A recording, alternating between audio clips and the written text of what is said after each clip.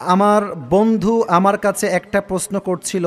প্রশ্নটি হলো, সে একজন মেয়েকে কবুল বলে ফেলেছিল। তাকে ওই মেয়ে প্রস্তাব দিয়েছিল যে আমি তোমাকে বিবাহ করতে চাই।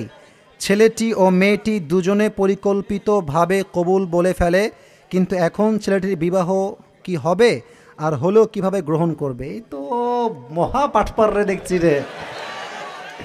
মানে প্রস্তাব দিল আর কবুল আর বিয়ে হয়ে গেল। এ তো মানে এমন হলো যে আকাশ সাক্ষী জমিন সাক্ষী আমি তোমাকে বিয়ে করলাম জান।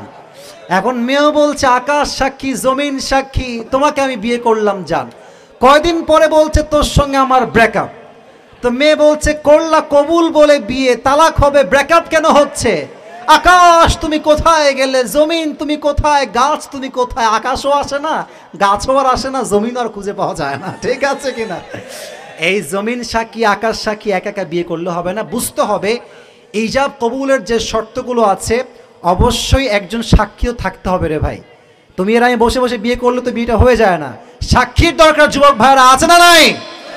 আর তোমরা যখন বিয়ে করবা, এই সমস্ত ভিত্তিহীন বিয়ে করলে তোমার বিয়ের পরে তুমি যা যা করবা প্রত্যেকটা অংশীদার হিসেবে সামিল হবে।